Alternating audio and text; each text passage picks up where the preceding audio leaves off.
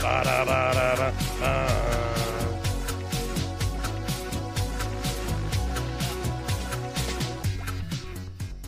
right, ladies and gentlemen, welcome to Doomcast number 53. I am your co-founder, Charlie McGrath. My website's wideawakenews.com. My other co-founder is Doug Owen. His website is blacklistednews.com. One of the finest independent media sites available to you free of charge today, blacklistednews.com. I think wideawakenews.com is pretty good too, but blacklistednews.com, a must go to website every single day. It is check it every day. I do. Mm-hmm. I rob stuff from there every day, Doug. Every single day. I try to give you credit though when I do. I keep it in blacklisted news link, so people are trucking on over to yours to check out when they click on the link. Today is it's Wednesday, the 6th day. Oh man, freaking August already. Summer is rapidly passing us by. And I want to thank everybody for joining us tonight, joining us live in chat. I want you to go ahead and feel free to visit and see our work at Doomcast.com. Where can they follow us on Twitter, Doug Owen? Doomcast Show is the handle for Twitter. Google, start page, whatever you like. Yeah, Doomcast, really. We're getting that. We're getting out there. We're known somewhat. We have a presence in the interwebs. You know what's funny? Here's what's funny. I was sitting with our our accountant today, and her name is, we'll just call her Suze, okay? And Suze, it's funny because we were looking up, she was like, do you remember this girl from way back when and yesteryear? And then she also wanted me to see some other people that she was talking trash about, actually. So she, I'm like, all right, I'm going to go. And this is a metaphor for your girlfriend, correct? No. This is somebody else. Yeah. Okay. Yeah. Okay. But in fact, I'll finish the story and I'll say something about my girlfriend, who was just up here this weekend. I love her to death. I haven't seen her for a long time. But anyway, she was telling me about these people. Like, do you remember blah, blah, blah? She was in here once 7 years ago. Don't you remember her? And I'm like, no, I don't. But let's try to Google them. So I'd put their name in. I'd put their name and city and state in. And 1 out of 4, I actually managed to find an image on Google Images.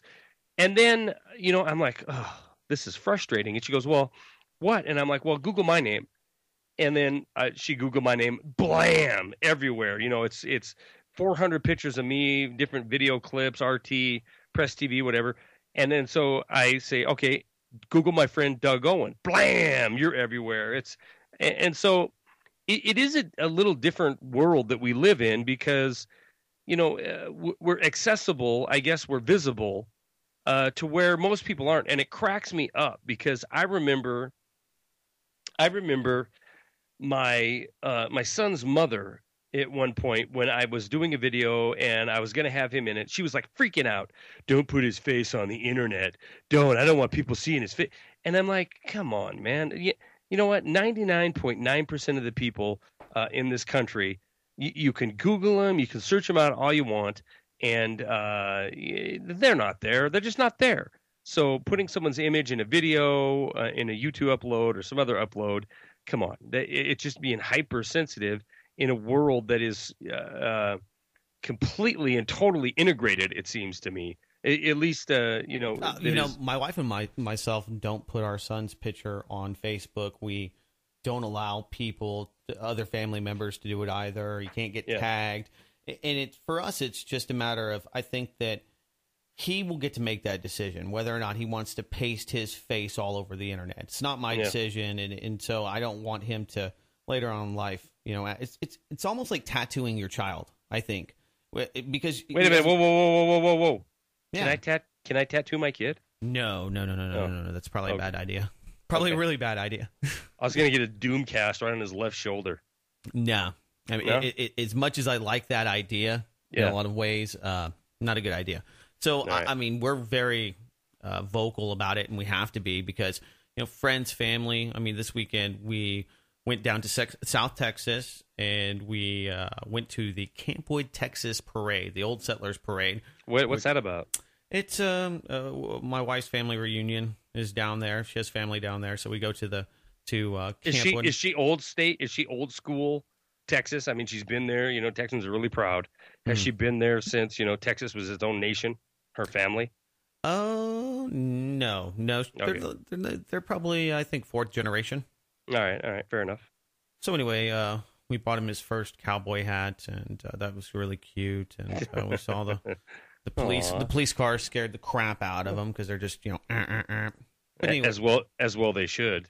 Right.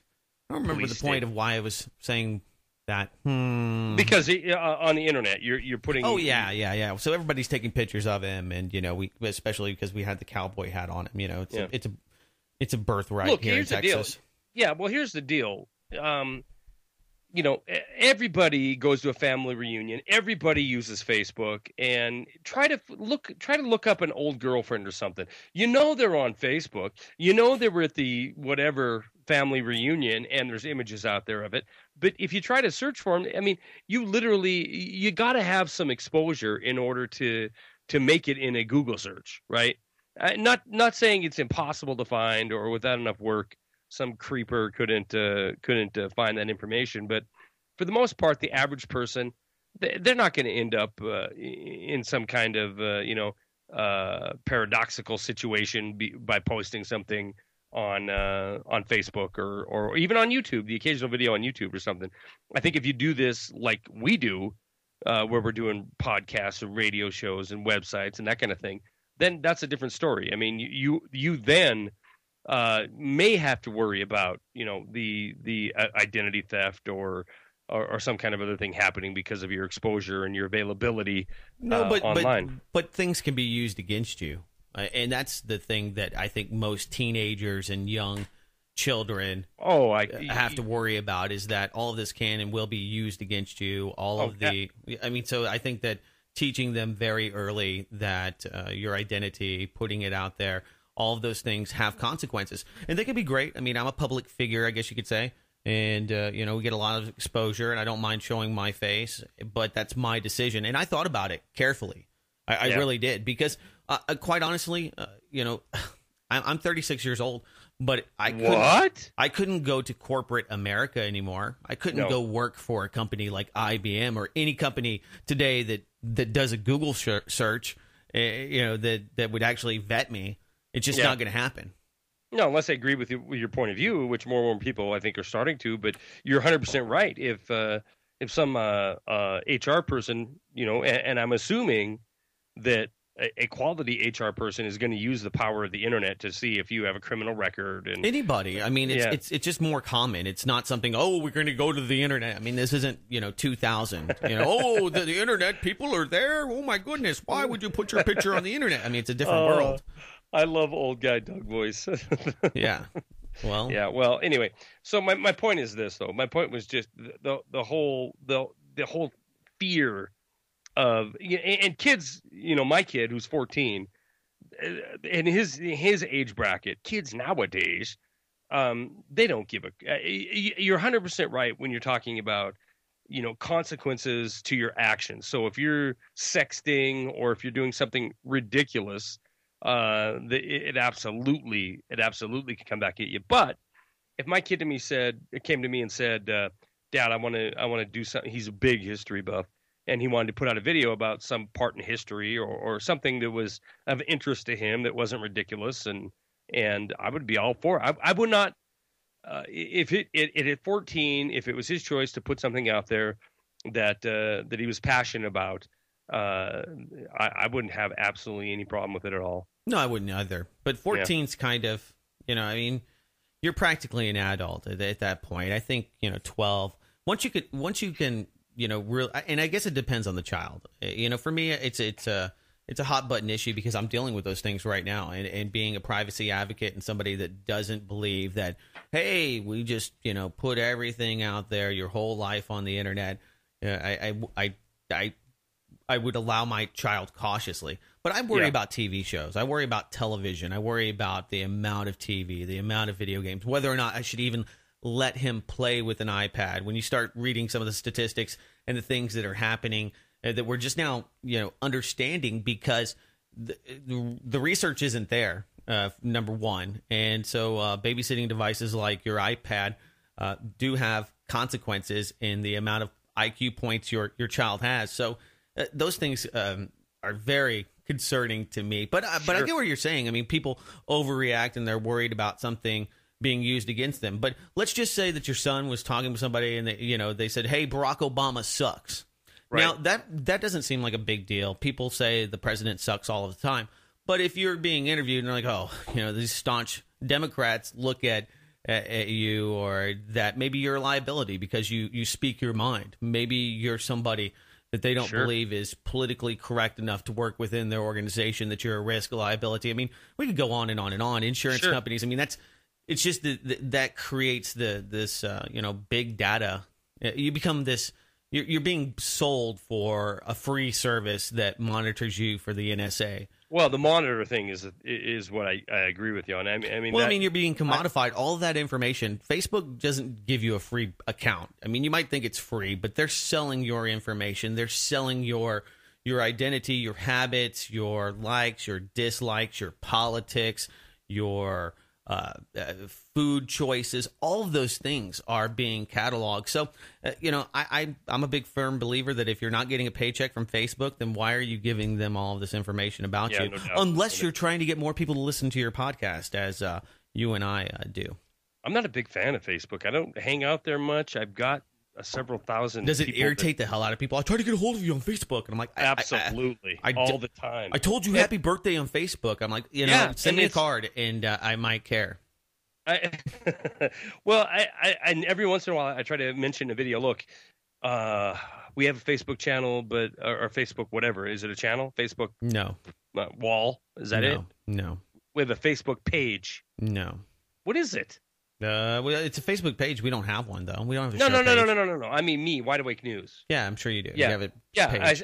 And once in a while I'll get on a video and say, "Hey, look, we have this, but don't get pissed off at me if you tell me about an upcoming event that you're trying to invite me to or something, and I don't respond to you because literally it takes Bonnie hounding me with emails and with texts to check Facebook. I hate it. I freaking hate it."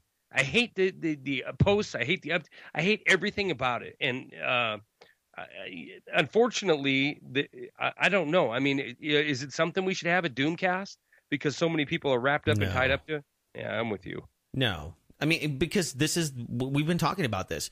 This is putting time, effort, your energy into helping Facebook get more traffic and then spy on your fans. Yeah. I have a Facebook page and it just aggregates news. So if you're on Facebook and you want to put it in your timeline, great.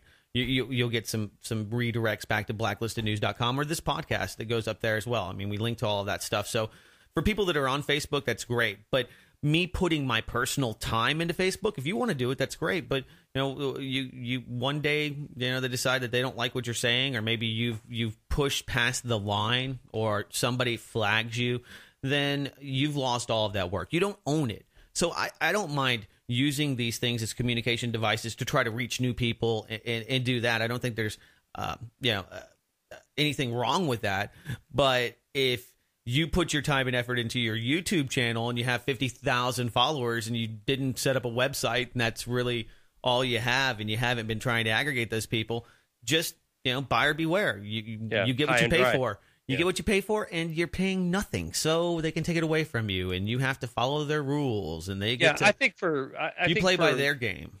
I think for Granny trying to keep in touch with family and all that, whatever, it's fine. But so my dad gets mad. He's like, "Oh, you won't friend me." And then I finally friend the guy, and then he's like, "All you do all day long is put crazy news out there." I'm like, well, "Dad, what the hell do you think this is? I mean, you know what the deal is." Okay, unfriend me, pops. Yeah, and here's the thing. Then it's all of the politics. Well, I don't want to see you in my timeline, so we're friends, but you don't see that I'm not watching you, and blah blah blah. I don't care.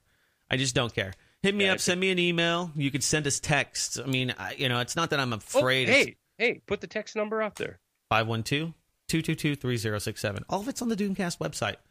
I'm just saying, Figure it out, people. Figure it out. If you want to get a hold of me, we're all over the place. Like you said, you just stick your name into Google. You're going to find Doomcast. If you type Doomcast into Google, it's going to find us. Are we old? Because I feel the same way too. The best way to contact me, info@wideawakenews.com. I mean, because I literally check email, I don't know, 50 times a day. So, But send me a message. I think that most people are starting to get to that point because this is all kind of new. But see, what happens is that you have to keep migrating. Okay, it was MySpace, then you have to migrate to Facebook. Now you have to migrate to Instagram. Now you got to migrate to Pinterest or the Chive, and then you're chiving along. You got to figure out what the Chive's all about, and you got to keep going into the next thing.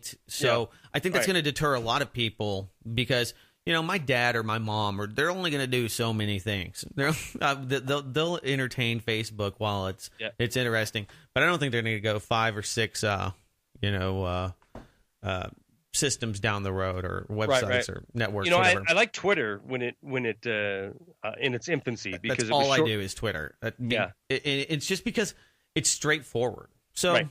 Short, sweet, bam, to the point. It's very to the brevity is beauty, and that's one of the things that's great about it. And it's just straightforward. And you don't know what kind of crazy algorithm Facebook is using. You have no idea if people are saying things because you can't see it. And every person I know that is into Facebook or uses it often is always complaining about, well, I didn't see that. I couldn't get that. I put a post up there, but it doesn't exist. It's just. Why screw with it? I got better things to do with my life than play with that. Amen, Doug Owen. Way to take a stand and make a point and make it relevant. I mean, I had to buy a new laptop so that we could do this show. Okay? Yeah. It has Windows 8. You know how reluctantly I started participating in learning how Windows 8 ran just to do this? God. I didn't want to do it. I absolutely didn't want to do it, but I had to. I'm like, okay, we have to figure out how to get Audacity onto this. We have to get the Spreaker player. I have to get all this stuff. I've got to get the USB codecs, and I got to. My heart goes out to you, man, because Windows 8, I've had it for I don't know how many, maybe close to a year, and the simple programs, Windows Movie Maker, for example, which pretty cool. What's that? Is it pretty cool? No, it's not pretty cool. I mean, it was cool on Windows 7. It was great. I mean, Windows Movie Maker was awesome, but trying to get it to work on 8 was a literal bitch, and it took forever, and it took plugins, and now they Think got about Windows... how much of our life is wasted because we have to learn new things that we don't necessarily want to because of planned obsolescence. That's exactly right. New operating systems, they come in, they completely ruin your life, Doug Owen. No, they just take a chunk of it. They just limit. Well, I'm being dramatic. Here's the deal. I'm going to say the name wrong, so pardon me if I do. I'm going to spell it first. Miura. Myra. Is it just Myra? Mira. No, Miura. Mira, maybe. Yeah. Okay. That name, why? Mira, why? I want to thank very much for a donation of $5. We'll take it. We'll take $5. Yeah. We'll take it. No. Yeah, it could be a 13-year-old. We don't know. Yeah. From St. Can't even buy cigarettes with that, and I don't even smoke. Oh no. You can on the res. Anyway, Myra Y. St. Charles. Thank you very much for the $5. Yes. Matthew G. from the UK, from the UK. He gave us $20, and I greatly appreciate that very much. Sarah Kinney, who I'm fastly falling in love with. Always there every single month for us, gave us $53. I'm trying to figure out the significance of that, Doug Owen. 5 times 3. 53. Yeah, for 53. This is episode 53. No, it's not. Yes, it is. Oh yeah. Oh, jeez. Hello. Hello, Charlie. She's like, you're not so esoteric there, Mr. McGrath, but you'll figure it out. And Sarah, of course, is in the lovely Lincoln, Nebraska. Again, Sarah, I might be down there pretty soon, so tell your hubby we're going to go have a beer. But here's one that we had for $25. And, Doug, these are all going back to the 30th of last month. So, but we had Brian H., and I wanted to read this message because I thought it was very poignant, and hopefully my mic reaches this far. Well, you know what? I know my laptop does. So let me I can hear you. Sounds good. Okay. Hey, Charlie and Doug. Thank you so much for all the work you do to bring us the Doomcast. I've been tuning into the show for the past few months, and I think it's a perfect mix of humor and analysis. You guys are awesome. Take care and keep at it. And I wanted to share that comment because that is exactly what Doug and I have tried to do from day one. A balance of news, a balance of jocularity, an hour that you might laugh and hopefully learn something, but more importantly, an hour's podcast that you're not afraid to send to your friends who are deeply entrenched in the false reality, the narrative that is brought to us by everyday establishment media. And I think that if we have this jocularity, I mean, this lighthearted spirit going into it and present news at the same time, reality at the same time, it's much more effective in waking people up. So I was very happy to see that comment. Very happy for the $25, but I'm also more happy to see that some people are seeing what we're trying to do, and we're hitting the nail on the head. Well, yeah. Thank you. Yeah. I think so as well. I think that the balance is and the approach is appreciated by some. I think that, because we're not selling products and that we can just sit here and have a conversation that most of the listeners can relate to and have these conversations themselves. I want to sell. You know what? It's some program we should do, like the old school commercials they should do, like in the 20s. Dapper Dan for that modern do. Go out and get yourself a pack of Lucky Strikes. Yeah. See, Yeah. see, it's good stuff. See, Yeah, maybe booze or something is completely illegal. That'd be fun. Anyway, so here we are. We're halfway through the program, and we've not touched on one piece of news yet. Doug, we can go whatever way you like here, but since I'm running number 5-3, I want to start off with a topic that's been pause. That's something I've been covering, something I've been following for a long time, as you well know. The Ukraine situation, or as I like to call it, a potential sparking point of World War III, continues to become even more hilarious, funny. Ooh, I don't. Okay, no? Well, maybe in some ways it does. I hearken back, 6 months, where I, had people say that I was being sensational, or I was being an alarmist. And now this thing is at the point where you have the Rand Corporation writing documentation to give to the government in Kiev, and I'm fully convinced that they're following that plan, encircling and trying to cut off Donetsk and Lugansk, and you have Russia building up troops on the border, up to 20,000 now, according to according to NATO, holding military exercises all week long. And, the same kind of activity they did before they went in and annexed Crimea. This situation, first of all, it's not covered except for the Malaysian airliner shot down, which is already gone and out of the news. I mean, it's barely talked about anymore. Right. These poor 300 souls, some of which are still laying in fields inside of eastern Ukraine. It's gone. It's out of the news. The fact is, in eastern Ukraine, just as many civilians have been butchered and killed as we saw inside of Gaza. Yet this situation continues to escalate. And as of today, as of the podcast tonight, we had the Western-backed Kiev government about to hit the center of Donetsk, and that is the stronghold. That's the million-strong city that the pro-Russian separatists have held on to as their command post, or their command epicenter. And according to the Rand Corporation plan, which might just be... Now, is this an open plan, or is this another leaked thing on beforeitsnews.com, which we appreciate for putting the Doomcast out there, but I just want you keep going back to it, so I want to bring new listeners into what you're exactly talking about, and if this is some...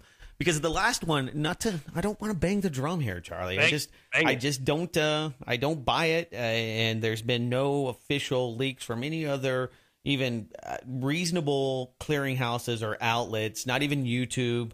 So it's like, I don't think that you should hang your hat on something like that, because we do know that there's plenty of evidence, all the way right down to the fact that they're going to be giving weapons and military support. They're already asking about it. I mean, there's a lot of other things that I think prove beyond a shadow of a doubt. It's just that, conspiracy, land likes to fabricate a lot of crap, and we've dissected some of that on this show. And then people get so upset. They're like, Doug Owen is just such a downer because he points to the fact that Edward Snowden didn't disclosed that there were aliens that were involved in 9/11. He's a CIA agent. So it's, but at the same time, I just don't like to jump into conjecture land because there's so much of that gets out there. That fair enough.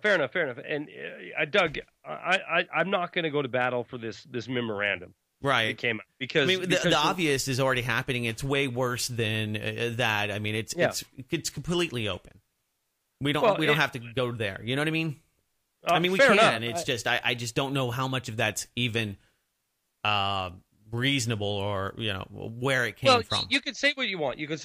And I can't argue with it because there is so little backing up that this is an actual memorandum leaked. I mean, it reads like a PowerPoint presentation that might be given to Congress or to maybe a governing body in Kiev, but there's no proof behind it other than. No proof whatsoever, let me say, other than the release in independent media. But even this is me putting it aside. The operations that are going, and in this respect, it ends up being a distraction because I don't even have to reference that to tell you that they are encircling the pro-Russian separatists. They're trying to cut them off from any kind of support from Russia. And as this is occurring, as the Kiev government, who was dysfunctional before the ceasefire of about a month and a half ago, is now seemingly unstoppable, as they continue to cut these key cities off that are controlled by pro-Russian separatists, you have Russia building up military forces on the border with Ukraine and claiming it's just a military exercise, 25,000 troops right now. And honestly, I think the instant that Donetsk is cut off, that we're going to see Russia come across that border and say they're on a humanitarian mission to protect the. You sound like NATO. All right, so here's something that this came out on the 2nd. Pentagon sends more military equipment and aid to Ukraine. The Pentagon is rushing new aid, including armored vehicles and increased training to bolster Ukrainian forces fighting Russian-backed separatists. We can just speculate, but pretty clearly there are probably private contractors and heavy artillery. I will go that far. That's speculation. That is not speculation. That is just, that is pretty commonly used and common knowledge. Wait a minute. If I can't use my common knowledge. The Rand Corporation, it's just, these are memes that get turned upside down. But you're trying to tell me Z is there, or academia or whatever is there. No. And you have no evidence. I said private military contractors. I think we do have a lot of evidence. We do have people on the ground that have put out videos. Continue. Well, anyway, and the Pentagon's already training and helping and giving a $19 million aid package. The IMF's giving money. But, ultimately, the people on the ground are going to be cannon fodder. I mean, you, I, and most of the Doomers agree. And that's why people are fleeing to Russia. The U.S. media is not covering all of the Ukrainian troops that are surrendering. They're not talking about the defectors. Over 400 this week. Yeah, that is being completely astroturfed. So I think there's a lot of. So is the 1,800 dead civilians. I mean, that's my point. I mean, we're so enamored and enthralled and presented the situation between Israel and Gaza when the exact same scale and an absolutely more devastating potential outcome is happening right now in Eastern Europe, and we don't hear anything about it. We hear a little bit about remains of a flight that was shot down, but we don't hear about, other than, we're going to ramp up sanctions, blasé, and a little bit of a release on Russian buildup. But it is certainly being underplayed, in my opinion anyway, compared to the significance of this situation. Well, I mean, yeah, I guess if you care about human life, I mean, here's an example. There's 30,000 people. Let me just pull this up. Okay. Tens of thousands of Iraqis are dying on a mountain stranded without water. ISIS is going after this group of esoteric Sufis. They're saying that they're Satan worshippers. There are about 600,000 of these people. It's pretty interesting. I wasn't aware of their religion, but they have been ransacked. And basically, the UN's going to offer technical assistance and trying to get food to this mountain where these people are literally dying. So this is like a literal I used that word too many times. It's a freaking human blood ritual sacrifice. 10,000 people, and this is just one case in point. And this is just another day in the empire for most Americans that are completely unaware. So, 1,800 Ukrainians, 1,900, 2,000, 3,000 Gazans. This is another, and I've coined it the summer of rage. But yeah, I mean, I think it's more about the geopolitics and what the United States is trying to do and why it's failing. And I think that it's important to talk about the New World Order, this liberal ideology about using my point is this: the reason I'm so focused on Ukraine and Russia and the West versus the West is because there is an alliance, right? The East, you have Russia, you have China, you have the BRIC nations that are jockeying for position of dominance in the world, and you have this hostility that is now, there's no hiding it. I mean, it is hot. No other way to describe it, and not to say that it is outpacing the level of violence between Israel and Gaza, or what ISIS is doing in Iraq or Syria. But the reason that I continue, because I do care about human life, all human life, even the people of Palestine and the people that are suffering in Iraq right now. But the events going on in Eastern Europe, look, ISIS isn't going to lead us to global thermonuclear war. It ain't going to happen. It ain't. They might butcher 1 million people. They might butcher 10 million people, but it's going to be contained in a destabilized region of the world. I hate to put it that bluntly, but that is the fact of the matter. Gaza and Israel, we're not going to see a global thermonuclear war come out of Gaza. So you're worried that the Russians are going to blow up the world? Is that why, you're focusing more on these people being killed? I'm worried about the sycophants in Washington, D.C., and their puppet masters on Wall Street and a bunch of financiers letting the world letting hostilities escalate to that point with somebody that isn't a pushover, right? Where it's not a bunch of pussy willows growing up in the Russian countryside there that we have to worry about. This isn't some third world wannabe militia that we're up against. These are potential game changers, world enders, and we're just shoving money and resources into it like we have in so many other regions of the world that we've destabilized and lost, mind you. We lost Iraq. We lost Afghanistan. We don't have a good track record with throwing resources, intelligence, and equipment into regions of the world and coming out victorious. So now we're playing this game against a superpower. Call it a major power, since they're a nuclear power. I mean, they were one of the great eight, and still are, right? So. It's troubling to me when I see this continued escalation of violence. And I'm not putting the blame on Putin any more than I am the West. I'm saying that the situation, viewing it from the outside with an open mind, I see a situation that isn't going to be ISIS rolling through mass graves, a bunch of people being killed, and then the next, gladiator.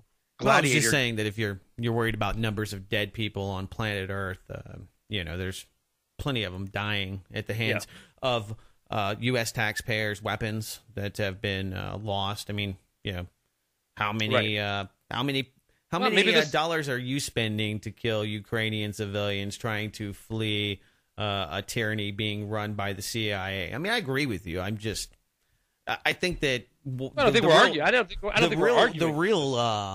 The real deal is that they're not going to blow up the world. They're just not. Globally, it's like a lot of things. It's just there's a potential, and having that potential is enough to make it all better. Well, Pakistan and India have been pretty good with one another once nuclear weapons came into the mix. Oh yeah, over Kashmir. I mean, yeah, you're right. But over the water flow, over the resource rights of Kashmir, right? That could still be a regional war that goes nuclear. But look, you can say it ain't going to happen, and it ain't going to happen until it happens. And I don't know what that trigger event is going to be, but I know I know this. I do know this. If I look around the world right now, it's a really effed up mess, and there's people dying because of violence and conflict in every corner of the globe. The West, we're fortunate that we have this buffer that's called the Atlantic and the Pacific, but that doesn't mean that we can't trigger an event inside of Europe. I mean, God knows that world wars are certainly that is the spark point is Europe, and why couldn't it happen again? Why couldn't we end up in another major global conflict that is because we've spent $7.6 trillion. But what a good way to stoke the economy! Grab your Lucky Strikes and a wrench. Get back into the factories. We just can't. We don't have the clout. We don't have that. And of course, what's happening with all of this is that it's backfiring. See, interdependence, globalization, moving forward from George Bush Sr. through the Bill Clinton years, the whole idea was getting Europe, the United States, through the transatlantic union, through all of these mechanisms, integrated with Russia. This is the neoliberal, not neocon, it's a liberal ideology of a new world order, having a global government and basically intertwining economies, so much so that there is too much money to be lost, that it will prevent war, that it dissuades countries from invading one another, and this will bring relative peace. Now, that's not exactly what they've done with that, but that is the academic ideology or the guiding ideology. And it means jack crap. But it does, because this is what it means. It means that you can control Russia because they want to be part of the World Trade Organization. WTO, love them or hate them, there's a lot of people there. So you say, okay. Doug, are we all safe? Are we all safe? Nothing to worry about? What do you mean? To worry about? Absolutely, there's everything to worry about. I know, but are we all safe because of the WTO? Are we all safe because of the New World Order plan? You're safe from geothermal nuclear war because of that. Absolutely. I don't think so. Sure. I think we're as close to nuclear war as we've been. Well, that's because you're apocalyptic, and that's because you there's a lot of people that want that. And there's a lot of people that see that or expect it to happen. I don't want that. But you expect it to happen. So you're looking for the catalyst. I mean, I know the deal. It's the spark test. When will it blow up? People, if you're on that mountain right now, if you're in Donetsk or Luhansk or wherever you're at in Ukraine, your Hades is coming. Your geothermal nuclear war might not be nuclear, but it's going to be hot and it's going to blow you up.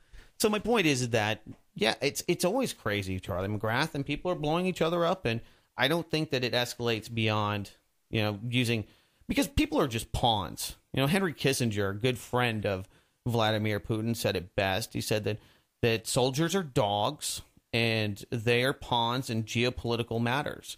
Yeah. So if we're talking about geopolitics, and you know what? Right before World War II, they said they had people that said the same thing. We'll never go through this again. We're never going to go into something that's going to kill, 50, 100 billion. Oh, I think there's things that could kill a lot of people, and there's a lot. And if we can get to Ebola, I mean, I don't disagree with you. I don't get the point. The point is, I'm watching Ukraine so closely because the parties involved have the ability, and I think they have not only the ability, but they're going to have the wherewithal and the impetus to escalate things because of economic situations in the West, because of economic future of the East, right? If these kind of jabs that they're throwing. Well, there's an economic war going on, and that's the big thing that people don't talk about. The Shanghai Cooperation Organization. And where do they go? Where do economic wars go to? At the end of the day, you cut off Russia, you cut off all their resource, or you cut off the resource flow to Europe, you cut off the revenue stream back to Russia. What do they do? I want to get there. That's where, I mean, that's the geopolitical aspect to all of this. The pawns that die, get out of there. That's why they're leaving. The smart people, they leave. The people that get shot in the face, they hang out. It's just, I mean, that's the way it goes. And so I'm sorry for all of you people being used as pawns in this much bigger thing that you probably don't understand because you're just a farmer in the Ukraine. I'm sorry. Yeah. So I'm going to put the message out. Nothing to worry about. So the Shanghai Cooperation Organization, are you familiar? Yes, I am. Okay, so you know that they just had a big meeting, and they have an economic, military, and a new opening, and they have new members. Okay, so Iran, India, Pakistan, let's see, Bulgaria is in the mix, but Iran for sure is now a full operating member.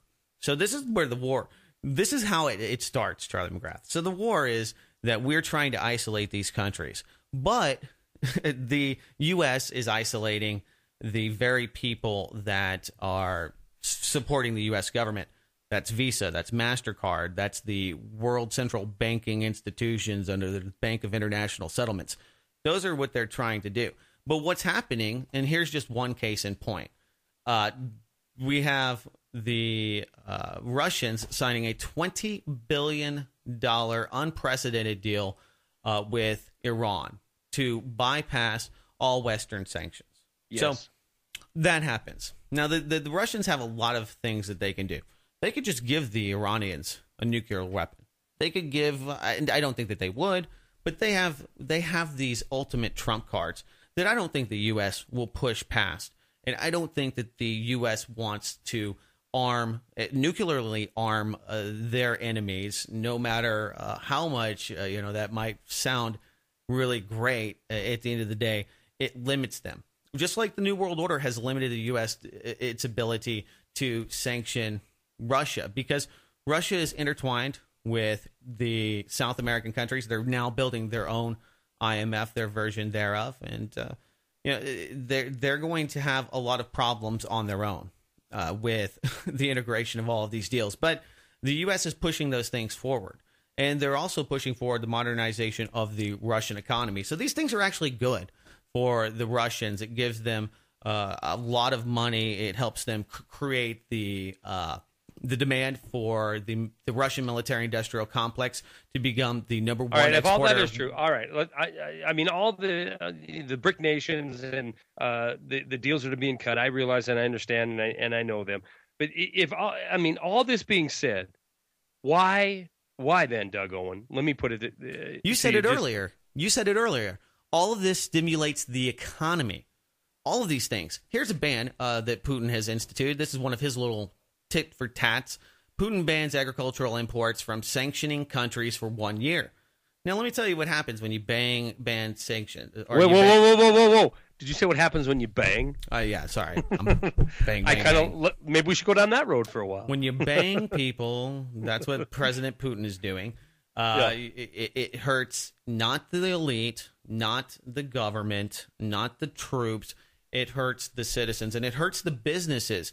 And that's where I think that we have the power sharing in all of this. Why does Putin even give a shit then about what's going on in Ukraine? I mean, if he's all just part of this world order, well, I think that if it's all just part of economic trade between the West and the East and cutting deals behind closed doors, and there's no tension really, it's only for public consumption. Is it just a bloodbath for the sake of a bloodbath to implement sanctions to drive economies? No, but it's the United States baited Russia and used the Mujahideen in Afghanistan to as one of the flanks to bankrupt the economy to attack Russia, and this was the Zbigniew Brzezinski plan to bring them in and to use bin Laden and all of his buddies against the Russians, and they taught them how to use the rice cookers to build bombs, and the CIA went over there with $100 million, and voila, you got a bunch of radicalized Wahhabis, and we gave the Stinger missiles to the Pakistanis and other Wahhabis there, and we got this thing going. It's a payback. So it's a payback, is what you're saying. No, but it's stratagem. You pull the U.S. in, you pull in all of these institutions, you force Europe to intervene. They've already got a huge economic quagmire. Like I said, we're already $7.6 trillion, probably plus, into the war just over the last decade. So no doubt. So bringing the U.S., bringing Europe, making them kill Ukrainians that you don't give a crap about. that can only really bolster your own economy, and you can use that as domestic propaganda and justification for all the things that he himself is doing, which is cracking down on free speech. Can't say anything negative of the Russians, or you're with the CIA. So it's being used there domestically for a crackdown in the blogosphere, for cracking down on businesses. It is going to enrich the oligarchs that are business partners with Vladimir Putin. It is going to stress ties between the U.S. and the EU, because the U.S. is forcing EU countries to put more austerity on their own population. So this is creating huge splinter in the European Union. You now have Eurosceptics. So Vladimir Putin's kind of laughing over there, like, yeah, you know what? Blow these people up. I don't give a crap. It's going to look bad on you. You're going to start spending all this money. You're going to get intertwined. And look at what's happening to the U.S. government that we've installed over there. Yats is gone. There's rumors of, these guys are assassinating one another. The whole kit and caboodle is falling apart. And so all they have is the military front and a small coup junta that is taking over the government. And they, this is not going to last for too long before all parties, quickly get bored with this, and it becomes it's forcing the U.S. Okay, you want to fully invade Ukraine? I don't think that scares Vladimir Putin, and I don't even think he would want to intervene. In fact, I'm willing to bet you this: before we have the next Doomcast, we will see Russian troops inside of Ukraine. It's going to happen. Well, they're already there, my friend. Come on. No. I'm not talking about the. I'm not talking about special forces. The alleged 20,000, according to the Pentagon, that are there. Yeah, according to NATO, the ones that are built up on the border, we're going to see an emergency legislation inside the parliament of Russia. They're going to authorize troops to protect the Russian-speaking citizens in eastern Ukraine, and they will roll in. As soon as Donetsk is cut off, that is going to be the game plan. I have no doubt whatsoever in my mind about it. Where that goes from there, now, Ukraine is not a NATO member.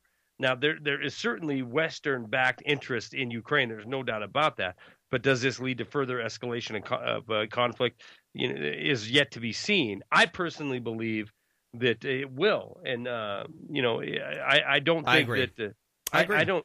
I think they're going to kill a lot more people before it's all said and done. 10,000, maybe 20,000 people die before. It's gonna become a lot more heated than it is. I'm looking at the clock. We're 51 minutes into this. Number 5-3. I want to talk about Ebola. I got a lot on Ebola. Can I say it like a Montanan for a minute? Sure. Ebola. Go ahead. Yeah, well, it's pretty interesting. The whole story and narrative has changed. Some of the recent developments are nothing less than creepy, and what we kind of expected. Last week we talked about the two U.S. missionaries, one of which is 33 years old, Kent Brantley, I think his name is, or Bradley. Correct. Bradley. Yeah. So they've been given the secret serum. Now, what is really interesting to me is that they've now talked about this ZMapp, which is this trademarked thing, this chemical, this cure that they have extracted from the secret sauce. The secret sauce. Yeah, this is a special sauce. It's like the stuff they put on the Big Macs. Yeah, and exactly. The story itself, it reads like a science fiction novel, but they have a deep bunker where they've been using tobacco. And interestingly enough, the guy that's behind this, before we get there, the virologists there at the U.S. Army Medical Research Institute were heavily involved in this creation and developing this cure, this alleged cure. Right. The treatment for this has only been used on animals, and now they have a brand new. Let's see. I had it here. I was just looking at it. They've got this new. Where's the secret sauce here? I'm losing it. Oh yeah, emergency health powers that they're going to be using to test it on people. Sorry, it just came out of Reuters. It was the top article. I'm looking down. It's like the guy looking for his keys on the coffee table right there. In front of it. Yeah. And so the emergency powers, in fact, so they can use the secret sauce in order to save infected. We have 50 Americans heading to West Africa in order to fight the onslaught of Ebola. Right. But interestingly enough, so this came from tobacco, and Pfizer has been creating this genetically engineered tobacco, Philip Morris with DARPA in China, and they're creating work with China as well. So there's a private contractor that was involved in the development of this, but also with Canada and the U.S. Army Biological Defense Department as well. And so that's pretty interesting. But the guy that is the creator of the Ebola drug, who he works for MAP Biopharmaceuticals. He's actually a professor at Arizona State. He does biodesign. He's a eugenicist, okay? And he was actually joking about the movie Contagion, and that to solve the 8 billion people that need to be fed this problem each and every night, that you have to genetically engineer a virus. And I've got the video there at Blacklisted News, and maybe it's just dark humor. But there's a few things that I think we can glean from this, regardless of whether this is and I think most of the doomers out there, question whether this is a U.S. Developed bioweapon or race-specific bioweapon, especially considering that if you look at the history of the U.S. creating bioweapons, they're usually used on poor black people and the undesirables in society and our eugenics programs. But right here, this guy, let's see, I got it. The gay bomb. That was one of the great ideas. The U.S. military secret experiment to spray radiation on low-income housing in St. Louis and Corpus Christi. The Tuskegee experiment. Just a few things to consider. So do you think Ebola is said engineered weapon against the people of Africa? Which, if it is, it ain't doing so great. I mean, we got 1,000 dead, 1,000. It was 1,000 dead, and it's almost the same thing as. Well, I mean, if it was intentional, it could be a test release. This could also just be a way to kind of get, I think, the legislation, the hype, the money, the focus, and because of lack of booga terrorists, these things they're kind of cyclical. 2009, remember the hype? Remember all the wasted money they spent on creating the swine flu, the bird flu vaccines that were completely bunk. Everything that we heard from the World Health Organization, all of the numbers, all of the metrics for actually figuring out if it was the flu were all bunk. All of it's been disproven. It was just it might as well have just been a huge psyop, other than I think a lot of the people participating really believed that these people were dying, but because of the specific flu, but it was just symptom based. So anyway, I question whether or not it was intentionally released, but if it was, the creepiest people out there in the world are ready to use a solution. I mean, John Holdren. Here's one. I mean, we have the Population Control Office in this country, which is just, to me, it really does smacks of wanting to kill people. So just look it up. It's the Office of Population Affairs, and basically it's just a pro-sterilization family planning mission. And here's the mission: to assist in making comprehensive voluntary family planning services available to all persons, to evaluate and improve effectiveness of family planning services programs and population research, to develop and make readily available information, including educational materials on family planning and population growth. I mean, it goes on and on and on when it comes to this. So there's a lot of people that are going to be targeted. Of course, throwing these ideas out there. Oh, well, mass vaccines, quarantines, these are necessary. And that's what they're doing in West Africa. You have teams of whoever, the local army, the local army, whatever that may be. The militia, sure. Yeah, the militia quarantining towns and burning bodies and all. Well, whatever it takes to get us into Africa is what I'm gleaning from this, and I do find it very interesting that the two white Americans, I say that distinctly enough, white Americans, that have come back. now that I say this, by next episode they'll both be dead. But it looks very much like they're going to be cured or at least brought through this disease. I don't even. These are actors. These are all crisis actors. I don't buy none of it. None of it, Charlie McGrath. Not till I see him on CNN reading a cue card do I believe they're actors. There's other things we got to worry about. Climate terror, climate change fueled that toxic algae bloom that polluted the Toledo drinking water. 400,000 people without water. Can't buy a bottle of water there. It's on a premium. Yeah, that's crazy stuff. It's climate change. It's funding terrorism. It's poisoning the drinking water.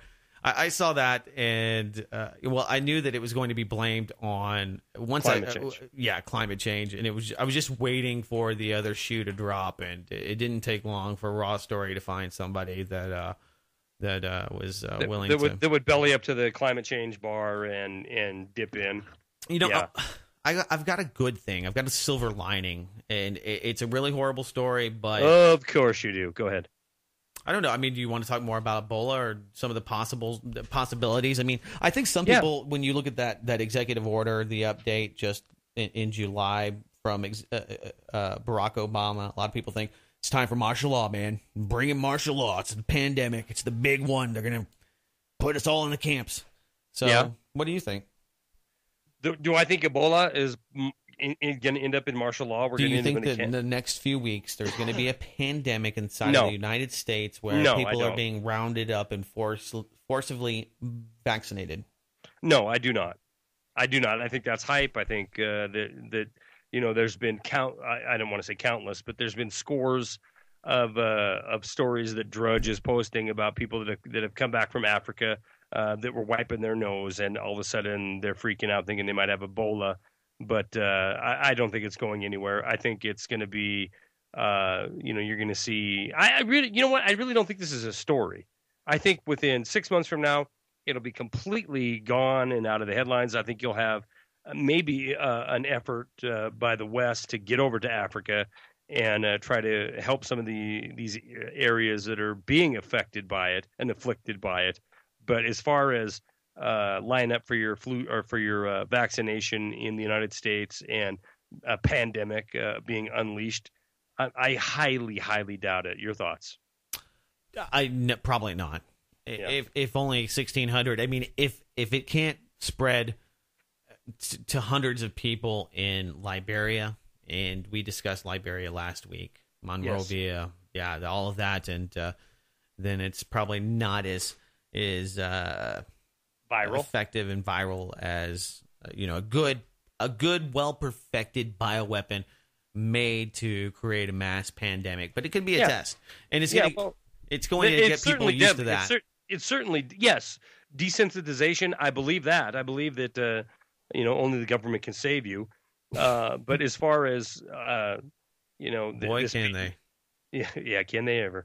But as far as this being the one that ends humanity, I don't think so. I mean, to date, now I've received scores of emails. Oh, look, now it's gone airborne. Come on, it hasn't gone airborne. If it has gone airborne, you wouldn't have 1,000 people, 2,000 people in West Africa have it. You'd have thousands and thousands and thousands, hundreds of thousands. Because you got to figure that if there's 1,600 or maybe even 2,000 now, about half of those people just feel like they have the fever. They're just freaked out. I got the fever, because it works like that. As soon as you tell people there's a flu, people freak out. That people that don't have the flu immediately think they have the flu.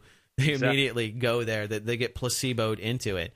Yeah, exactly. They get hypochondriac into it, and my point is, if it was so, first of all, it is contagious. There's no doubt about it, but it is not like the flu, where you can get it by breathing in my sneeze. And, oh God, it just reminded me of what we were talking about last week. You talking about every time someone farts, I'm breathing in their fecal matter. Gross. But that's why we didn't have great numbers on that one. Maybe we were talking farts. Farts breathing in type of thing. But if it were like that, then you would have millions. You'd have millions of people dead, and it would spread so fast that there'd be no stopping it. Europe would be affected. The United States would be affected. Russia. You'd have people everywhere that were almost instantly affected and dying of this disease, and you don't. You just don't. I mean, you have. But you know what you got to watch out for? So those anti-vaccine people, they're very dangerous. You have to worry about them. They're going to get your kids sick. Charlie McGrath. I thought you were going to say the Jews. And you got to get ready so that if your sick neighbor that won't take their kids to get vaccinated needs to be quarantined, you just need to. You need to turn them in. Get yourself some plastic and duct tape. You'll be good to go. Did you hear about the seed terrorism story?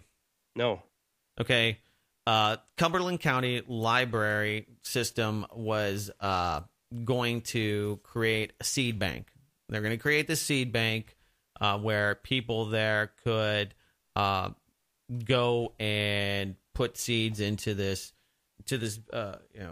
place where others could go and share and purchase seeds.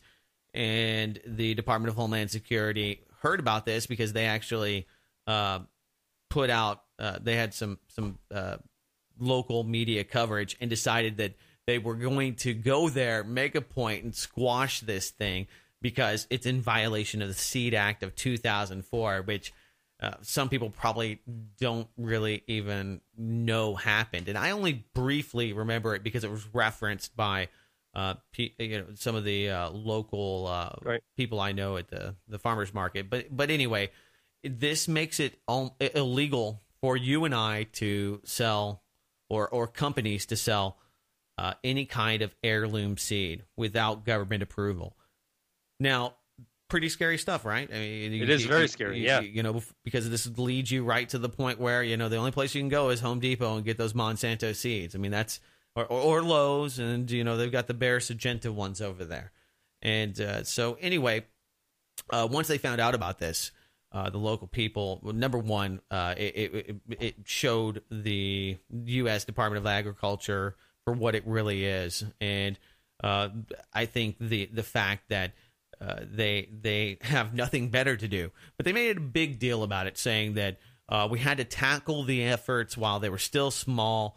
We had to do this. Oh, my God. Are you for real? Oh, yeah. And the whole idea of seed terrorism is ridiculous. What kind of terrorist is going to poison your seed at a seed bank and wait for you to grow some kind of genetically engineered... The kind of terrorist that doesn't dump just buttloads of money into Washington, D.C. to get this kind of legislation protection. Well, people start, here's the deal. There's no dairy farmers left to stalk, harass. They don't have any budget for that, so they have to go into something else. So nobody's actually regulating the seeds that are coming into this country. I mean, I think it's shy of 10% of the food that comes in from China is even looked at. Okay, so the allure that the U.S. Department of Agriculture is doing anything to protect you from food. I mean, you have huge. What was it? A few years ago, there was broccoli that killed. It was up to somewhere around 20,000 people. Right. These things are just these huge numbers that shock you. You're like, oh my God, that many people die of poisoned food in the U.S. every year. People die from. I think there's. Over 1,000 people that die in the U.S. from cantaloupes, poison cantaloupe, or But that's not what the fear is. We got the fear of seed terrorists. I mean, it's the same thing with the war on terror. You're more likely to, far more likely to get hit by lightning or stung by a bee and die than you are by terrorists. But it is what it's what's pumped out in the establishment media as a threat or a fear that gets noticed and gets legislation to act on. Right. Oh, yeah. And the reality is that they should actually be monitoring big agro and doing something about that, because that's where you have the distribution to be able to kill millions of people or tens of thousands of people. That happens at a slaughterhouse. That happens at a processing facility that's shipping produce. That doesn't happen at your seed days event. So anyway, the silver lining in all of this is that the people just went about it their own way, and they said, okay, well, we're not going to have a library, we're not going to have a seed bank, we're just going to have a seed swap days. So rather than going to a banking solution where they were going to have a seed bank and there was going to be somebody actually regulating the bank, they said, we'll go with a more free market barter system. We're just going to have a forum where individuals can trade their seeds, and they're the ones that are best suited to describe and to, I think represent their own heirloom seeds. I mean, that's what we want companies like Monsanto to do. Hey, if this is your genetically engineered banana, I just want to know. Tell me all of the wonderful things that it does and how great it is, and then I'll make my own decision, my informed decision at the aisle. Or maybe I'll just go buy some organic food. But, right. So anyway, I mean, I like the irony in it. I read this, and everybody was appalled. But the fact that they went to a solution outside of the bank, rather than going to the bank, they just had a forum. They had a barter. I was like, okay, well, that kind of makes up for some of it. That individuals just decided, well, the government says no, and it's stupid, and agri-terrorism is ridiculous, but nonetheless, we'll just go do our own thing. I love it. I love it to death. Yeah, and it kind of goes into the meme of making government less relevant. Okay, if it's a big deal, just go screw yourself. I'll go figure it out myself. I'll figure out a different way to do it. I like it a lot. Yeah, I'm still here to tell you that the top story next week is going to be violence in Ukraine, Doug Owen. I just want to end on that. I'm just telling you that I fully expect there to be more violence in Ukraine. All right. Well, we're somewhat in agreement on that. I want to thank once again Myra or Myra Y for the $5 donation. Matthew G in the UK for 20. Brian H for 25. Great comment, by the way. And Sarah K. Oh, God, I love you. Thank you for your continued support. My name is Charlie McGrath. My website's wideawakenews.com. My co-founder, my friend, is Doug Owen. His website is blacklistednews.com. Together, we make up Doomcast, and you can find our work and links at doomcast.com. Doomcast.doug. You can go there, too. Yeah, doomcast.Doug Owen. Doomcast.com. Next week, we'll be back with number 54. Thank you very much for joining us tonight. Doug Owen, thank you. Charlie. I like that. You know what would have been fun Charlie, I forgive you for stabbing me over that little disagreement we had last year. Oh my God, that's me. I would stab you. We talked about Ukraine. I stabbed you. You know what would have been